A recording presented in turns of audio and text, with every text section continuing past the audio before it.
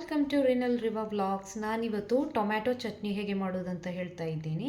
ಅದಕ್ಕೆ ಈಗ ಒಂದು ಗ್ಯಾಸಲ್ಲಿ ಒಂದು ಪ್ಯಾನನ್ನು ಇಟ್ಕೊಂಡು ಅದಕ್ಕೆ ಸ್ವಲ್ಪ ಎಣ್ಣೆಯನ್ನು ಹಾಕ್ಕೊಳ್ಳೋಣ.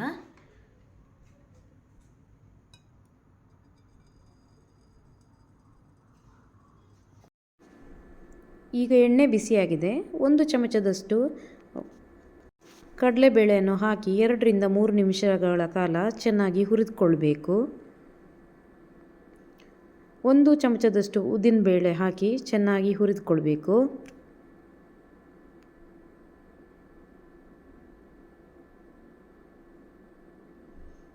ಇದು ಹುರಿದ ತಕ್ಷಣ 4 ಕೆಂಪು ಮೆಣಸಿನಕಾಯಿಯನ್ನು ಹಾಕ್ಕೊಂಡು ಚೆನ್ನಾಗಿ ಹುರಿದುಕೊಳ್ಬೇಕು. ಈಗ 4 ಎಸಳು ಬೆಳ್ಳುಳ್ಳಿ ಹಾಗೂ ಅರ್ಧ ಇಂಚಿನಷ್ಟು ಶುಂಠಿಯನ್ನು ಹಾಕಿ ಚೆನ್ನಾಗಿ ಫ್ರೈ ಮಾಡಿಕೊಳ್ಬೇಕು. 2 ಮಧ್ಯಮ ಗಾತ್ರದ ಮೀಡಿಯಮ್ ಸೈಜ್ ನೀರುಳ್ಳಿಯನ್ನು ಹಾಕ್ಕೊಳ್ಬೇಕು ಹಾಗೂ ಫ್ರೈ ಮಾಡಿಕೊಳ್ಬೇಕು. ಸ್ವಲ್ಪ ಜೀರಿಗೆ ಹಾಕ್ತಾ ಇದ್ದೀನಿ. ಮಿಕ್ಸ್ ಮಾಡ್ಕೊಳ್ಳೋಣ, ಫ್ರೈ ಮಾಡ್ಕೊಳ್ಳೋಣ.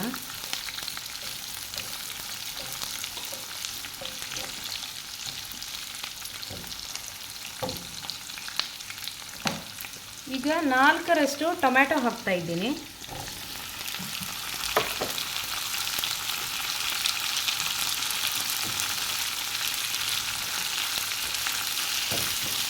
ಇದನ್ನೀಗ ಚೆನ್ನಾಗಿ ಫ್ರೈ ಮಾಡ್ಕೊಳ್ಳೋಣ.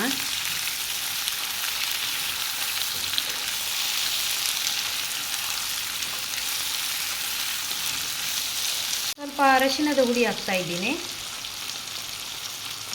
ರುಚಿಗೆ ತಕ್ಕಷ್ಟು ಉಪ್ಪು ಹಾಕ್ತಾ ಇದ್ದೀನಿ. ನಿಮಗೆ ಎಷ್ಟು ಬೇಕೋ ಅಷ್ಟು ಉಪ್ಪನ್ನು ಹಾಕ್ಕೊಳ್ಳಿ. ಹಾಗೂ ಒಂದು 3-4 ಕರಿಬೇವು ಹಾಕ್ತಾ ಇದ್ದೀನಿ. ಇದನ್ನೀಗ ಚೆನ್ನಾಗಿ ಮಿಕ್ಸ್ ಮಾಡ್ಕೊಳ್ಳೋಣ, ಫ್ರೈ ಮಾಡ್ಕೊಳ್ಳೋಣ.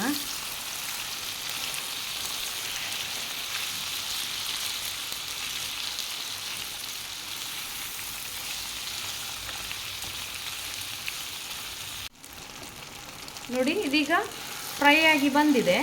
ನಾವಿದನ್ನು ಈಗ ಮಿಕ್ಸ್ ಮಾಡಿ ಗ್ಯಾಸ್ ಸ್ಟವ್ ಆಫ್ ಮಾಡಿ ತಣಿಯೋಕ್ಕೆ ಬಿಡೋಣ. ನಂತರ ಮಿಕ್ಸರ್ ಜಾರಲ್ಲಿ ಹಾಕಿ ರುಬ್ಬಿ ತರೋಣ.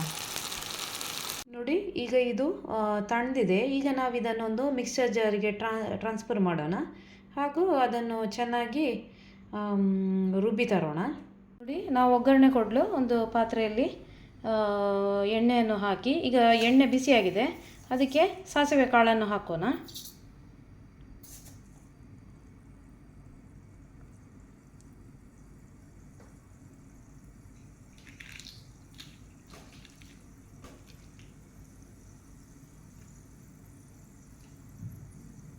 ನೋಡಿ, ಈಗ ಸಾಸಿವೆ ಕಾಳು ಸಿಡಿತಾ ಉಂಟು. 2 ಮೆಣಸನ್ನು ಅರ್ಧ ಭಾಗ ಮಾಡಿ ನಾನು ಇದಕ್ಕೆ ಹಾಕ್ತಾ ಇದ್ದೇನೆ.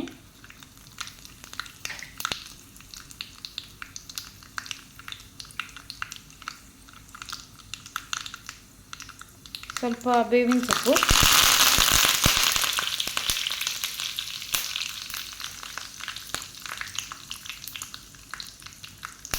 ಸ್ವಲ್ಪ ಇಂಗು ಹುಡಿ ಹಾಕ್ತಾ ಇದ್ದೀನಿ.